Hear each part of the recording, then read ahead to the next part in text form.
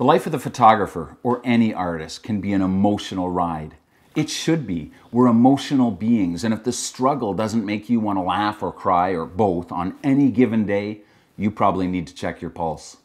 This is episode 67 of Vision is Better, and this morning, before I get on a plane for Tonga to swim with humpback whales, I want to talk about the fear and the hunger.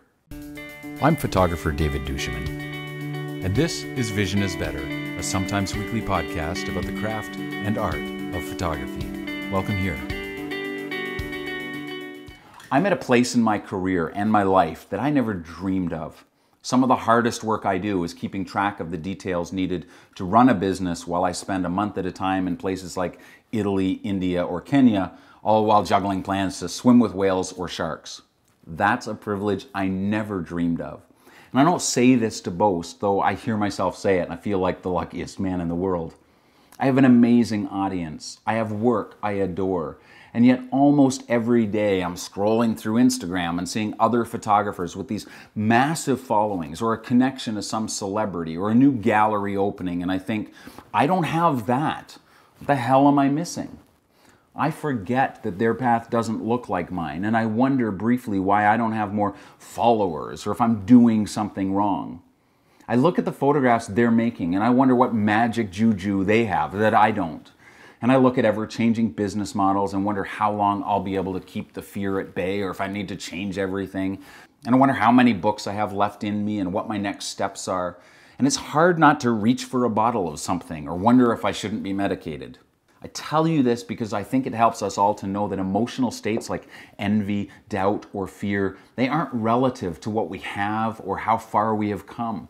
They don't go away when you hit a magical but arbitrary milestone like publishing a book, getting a gallery show, or getting 20,000 followers. They still lurk. They still gnaw. And yes, 20,000 followers on Instagram is more than most and much fewer than many, and is a number about as meaningful as how many angels can dance on the head of a pin. I know that.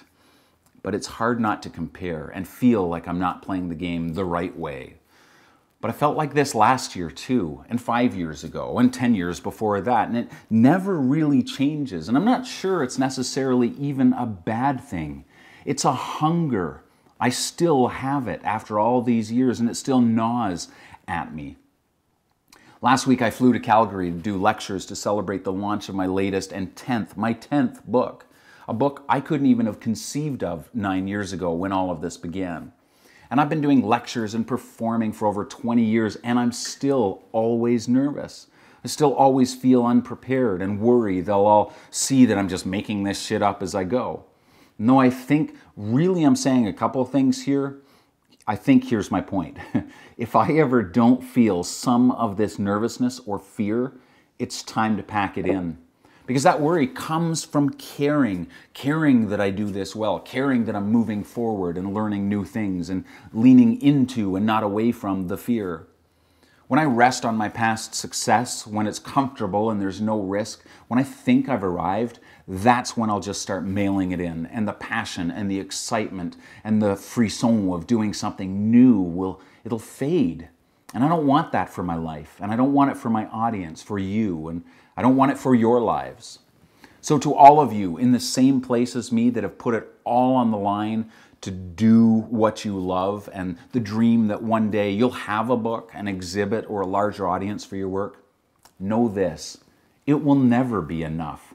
And that's a good thing, because these things don't happen by magic. They happen by the work and the dirt under the fingernails that come from the hunger and the longing. And the more we step into the unknown, no matter how many times you've done this before, the more we look at that blank page and wonder, now what? Or what am I missing? The more it pushes us to risk and work and double down. After making a living entirely and only on my creativity for over 20 years, that is the only sure thing. That's the only guarantee. It's either that or back down, look over the shoulder, see what others are doing, and try those things instead. But that's never been the right path for a creative or an artist. In fact, to come full circle, that's what got us here, to this conversation in the first place. Going from luckiest man in the world to what the hell am I missing in the blink of an eye? What changed? I looked around. I looked over my shoulder. This is not a race. It's not a game with winners and losers. You can't do your work looking anywhere but at your work. And it's only by doing our work that we will get wherever the hell it is we think we're going. And that fear, those sweaty palms and sleepless nights, it's just a voice saying, what if? And there's more than one way to answer that question. The work of any creative is to respond by doing their work, by letting their work be the way we discover the answer to that great and often scary question, what if? The only relationship that truly matters is the relationship between you and your work. That will determine how you relate to the audience your work will eventually find for itself. That will keep you from looking over your shoulder. The fear and the hunger.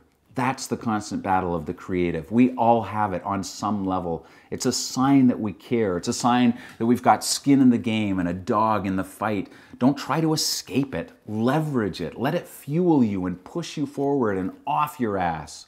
Learn to feel that spark of nerves, fear, whatever, and to see it as a good omen, a sign that change is coming.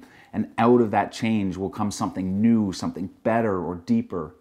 Learn to see it as an indicator that you're still alive, still making, creating, doing, and still so lucky to have another day to make an impact and pass that spark on to others. Don't worry that it's been 5 years, 10 years, whatever, and you still feel the fear and the hunger. Instead, worry about the morning you wake and you look back and you realize you haven't felt that hunger for years. And while all that's happening, don't forget to be grateful and to love where you're at and to remember how lucky we all are to do what we do. Don't forget to celebrate the work of others and to learn from it and to give back to this wonderful craft. Just don't compare yourself to others. Your path is not theirs, and your path will never be fully your own while you've still got one eye on what they're doing. All right, I'm out of here. I'm Tonga bound. I'll be back in a couple of weeks with some stories to tell, some photographs to show. Until then, I want to encourage you to connect with me on a deeper level. Every 2 weeks, on average, I send out a newsletter called The Contact Sheet. It's a chance to drop some thoughts into your inbox, some links to inspiring photographers, and to get you articles and resources that I don't give out here on my blog. If you're interested, you can go to mycontactsheet.com, and the first email you'll get from me will have links to 4 of my ebooks, totally free. I get that no one needs more email in their inbox, so I don't take your trust for granted.